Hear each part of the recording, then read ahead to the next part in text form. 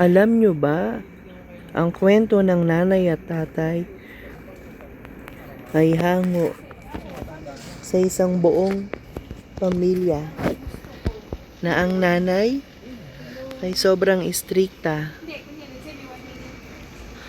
at ang kanyang tatay ay lasinggero. Yung ate niya naman na may hilig gumimik at magbar at ang kuya ay batugan. Kaya si Bunso